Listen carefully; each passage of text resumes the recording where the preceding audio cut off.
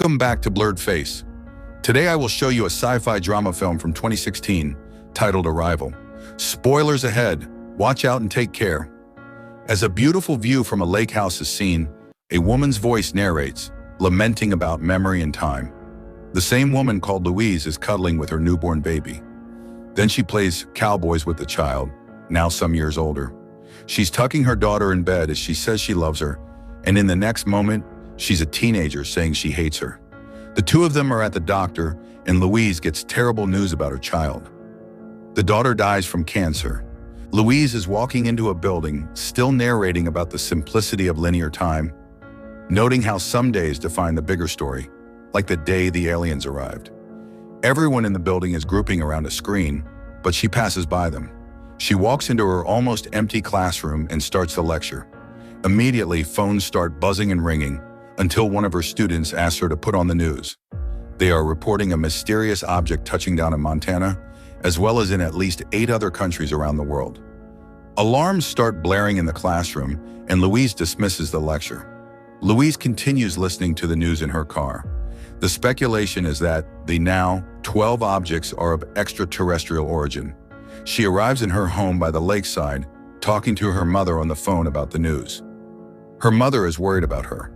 Louise keeps watching the news. The objects are seen on the TV, spread across the world with no obvious link between the locations they've landed on. Governmental agencies report that they have protocols for such scenarios. But Louise looks unfazed by the situation and falls asleep in front of the TV. 2 days later, Louise comes back to an empty university, so she continues watching the news from her office. As she listens to the reports about the world's reaction to the alien crafts, a man walks into her office, introducing himself as an Army colonel. Considering her previous experience with the Army intelligence in translating certain things and her ongoing security clearance, he asks her to translate something for them again and puts a recorder on the desk. The recording is of a human team trying to communicate with the aliens. She's shocked and confused, but the colonel persists with questions she can't answer for him from an audio file. He gets angry and tells her that he can't take her to Montana. It's either translating from the file or nothing. When she says nothing, he leaves her office. But that night, Louise is woken up by the sound of helicopters coming to her house. The colonel is at her door telling her to pack her bags. They leave in a helicopter in the middle of the night. Inside, she meets the person she will be working with, Ian, a theoretical physicist. He quotes some of her writing on linguistics and comments that the cornerstone of civilization isn't language, but science. As day breaks, the helicopter is getting closer to Montana. Louise looks out of the windows and sees the giant UFO in the distance. Once they arrive at the Army camp, her and Ian have to go through certain protocols. On the way to medical, their phones are taken away and are given special IDs. The doctor performs a few tests and gives them an immunization booster. After that, they're taken into the main part of the camp, where links with the other 12 countries have been established. The representative of Australia explains some kind of situation with the gravity and air circulation in the vessel, explaining that they only have 2 hours of air once inside. The colonel comes in and takes the two of them to their stations, introducing them to their teams and explaining the priorities of the mission. Immediately after, they are getting into hazmat suits and preparing to go inside the ship. As they approach it, Louise looks as if she's nauseous and Ian is excited. The Army vehicles approach the ship that looks huge from below. Ian, Louise, the colonel, and a few others are taken into the ship with an elevator. They go in through an opening at the base as they slowly lose radio signal. The gravity is completely different inside of the ship, and as they start walking up, Louise starts feeling sick, so the colonel pushes her in. Ian takes a moment to get accustomed to the gravity too. The team moves toward the window opening to start the communication. Suddenly, the aliens arrive at the window in a gust of what looks like smoke. Strange sounds can be heard from the other side as they appear. Louise is afraid when she sees the giant heptapod creatures, but the colonel expects her to start translating what seems like noise coming from the other side. The team gets back at the base and Louise is asking if she's fired, as Ian is vomiting on the other side.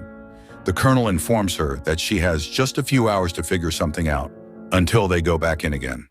A few soldiers watch the news, reporting that the panic around the world has reached another level. Meanwhile, Agent Halpern is talking to Australia's team again, telling him that they still have nothing. Louise and her team get back inside, and this time she has taken a whiteboard with her. She writes down the word human and approaches the creatures, hoping that communication would be easier in written form. Suddenly the creatures disappear, and when they reappear, they start writing back in their own language. They show her one symbol and then a few more as well. Back at the camp, the colonel wonders if her new approach is going to be fast enough, and she convinces him by making up a story about the Aborigines. To that, he reminds her what happened to them when the Europeans colonized the continent. He also tells her to have a vocabulary list before the next mission. Louise goes to the main communications part of the base, where Ian is talking to a colleague. Agent Halpern tells her that China has taken a completely different approach toward the aliens than theirs. The colonel meets up with her, and she gives him her list. He's not impressed with the simplistic list, so she explains it to him by writing the most important question he needs answered on the board. Louise breaks down the question and what she needs to know about it so they could understand their answer. The alarm goes off and he tells her to stick to her list and not add anything. Once inside, she writes down her name, and the aliens respond with the first symbol, just slightly altered. Louise takes up her suit, saying they need to see her. The soldiers panic, but let her do it. As she approaches the window, so do the aliens. She touches the window, and the alien does the same, so she shows them her name again, and one of them gives her a new symbol. Louise thinks she's making progress, so Ian takes his suit off too and introduces himself. In return, the aliens give them 2 more symbols, which Louise thinks are their names. The team comes back to the base camp and she starts feeling sick, suddenly remembering something about the child. Back at medical, the doctor is upset that she's putting herself in risk by taking off her suit. The colonel and Agent Halpern are prepared to take that risk considering her progress. Meanwhile, Captain Marks talks to his wife, afraid that something might happen to him. Louise is working on her translation when she starts remembering the child again, but she seems confused. Some months into the start of the communication with the aliens, this is what Louise, Ian, and the other experts have learned. The alien ships emit no waste, gas, radiation, sound, or light. If the ships communicate with each other, it's undetectable to humans. The experts still don't know why the heptapods landed where they did. Louise is the only one making some headway. She learns that there is no correlation between what the aliens say and write. That makes their writing free of time, with no forward or backward direction. It takes Louise a month to form a reply to a simple sentence the aliens write, so getting to the complex question about the purpose of them being on Earth would take more time. Meanwhile, the world is going insane. The news are reporting violent riots and massive protests as a leaked picture of the aliens goes viral. Captain Marks and another soldier start listening to conspiracy theorists online and seem to have started believing in it. Louise is working on the translation of the symbols when she starts remembering the child again. The girl is showing her some drawings she's made, and they're talking about Louise's divorce. Ian asks her if she's okay, but she can't explain what's wrong. The colonel walks in and asks when she last checked in with the doctor. Louise walks outside and remembers tangled up moments in time with the child, from the time when she was little up to the point when she became sick. Back at the base, she's talking to Ian again. He's read about a theory which states that learning another language changes the way you think. He's curious if she dreams in their language. She's scared that Ian thinks she's unfit to do the job, as she hallucinates a heptapod standing next to her in the room. She wakes up the next day and the colonel's at the door. He asks her to translate a live feed of General Shang speaking on the phone. Shang is saying that each of the 12 is offering advanced technology and that his science team is decoding the sets. The colonel tells Louise that both China and Russia are mobilizing their forces, about to start something. So he tells her that it's time to ask the aliens the big question. Louise, Ian, and the team are back in the ship. She tries to pose the question and formulate a symbol. The alien answers. Everyone is waiting for her translation, which turns out to be offer weapon. Louise and Ian defend the aliens back at the camp, saying that they don't fully understand the difference between a weapon and a tool yet. The colonel wants to know how he can understand their intentions, and she says she needs to talk to them again. Agent Halpern joins Ian and Louise after the army leaves, saying that he thinks the aliens are pitting the humans against each other and says history is littered with such examples. Louise and Ian are left alone in the room when an alarm suddenly blares. They go to the main communications room, where Agent Halpern is saying that China and Russia have gone dark and that he has orders to do the same. Louise doesn't want the communication to stop, so he tells her to find out what the latest symbol means. All of the other countries break communication as well. Meanwhile, the news are reporting that General Shang has asked for immediate talks in the UN, thinking that the aliens are trying to divide humanity and that something should be done about that. Captain Marks and another soldier are getting ready to go inside the ship, taking a package with them. They're not responding to the radio as they are being ordered to stop. Once inside, the package is revealed to be a ticking bomb. The heptapods notice something is happening. As Marks and his team are leaving, Louise and Ian get on the elevator to go inside the ship. He tries to stop them, but can't. Both of them walk inside and immediately start the communication. The colonel is being informed that Marks isn't responding and orders security to be sent at the ship. Louise and Ian try to ask the aliens what offer weapon means, and they get a symbol back, but as it dissipates, one of the aliens starts tapping on the window. Meanwhile, security is approaching the ship, and Marks and the others prepare their weapons to hold them off. The alien puts his tentacle on the barrier, and Louise thinks it wants her to write on it. The moment she touches the barrier, visions of the child start flooding her mind again. The alien teaches her how to write in their language. The bomb is ticking down fast, and one of the aliens escapes, while the other keeps on writing. They hear gunshots outside of the ship. As the bomb goes under 10 seconds, the alien hits the barrier, pushing Louise and Ian back. The bomb explodes, but the alien had saved them by pushing them in another part of the ship and closing a hatch between them and the bomb. Louise wakes up in the camp with a concussion. Ian is all right as well. The doctor tells her about what happened. She hears alarms outside, and he tells her that they're preparing to evacuate. Ian and the colonel are looking through the footage of the last session in the ship as she walks in and says that they shouldn't leave. She thinks they should explain to the aliens what happened, and that as long as the aliens stay, so should they. Suddenly, strange noise is heard from the outside. Everyone walks out and see the ship moving into a different position, but not leaving yet. Agent Halpern is seen talking to his boss, who tells him that China is ready to destroy their UFO and that they should be ready for retaliation from the aliens. The same can be seen on the news, with the report that Shang has given the aliens 24 hours to leave the country or face destruction. Other countries are thought to be following China's lead. Louise and Ian are going through the footage from the last session. She has another vision about her daughter, who asks about a technical term which she can't recall, but then wakes up in the base again. Ian has had a breakthrough with the data. His interpretation is that the data shows only one of 12 pieces. Both of them present the information on a meeting with the colonel and the FBI agent, saying that the 12 countries need to work together to get the full picture.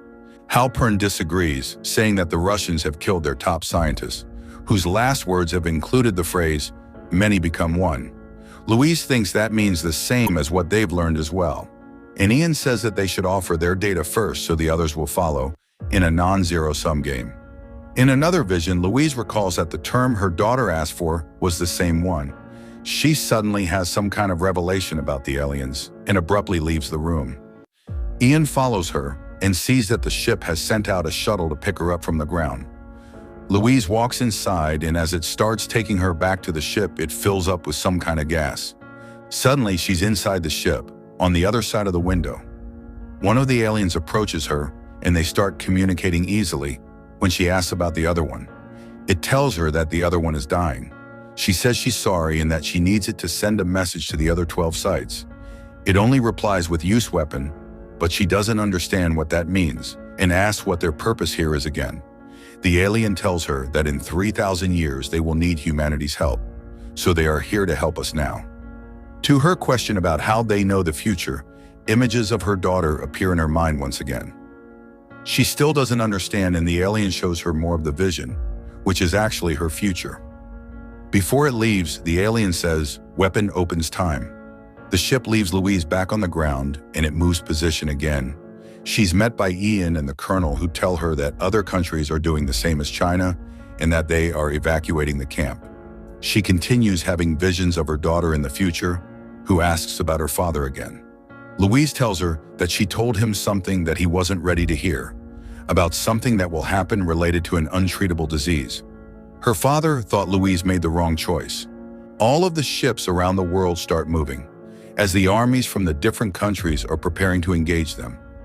Louise keeps going back and forth between the present in the camp and the future with her daughter.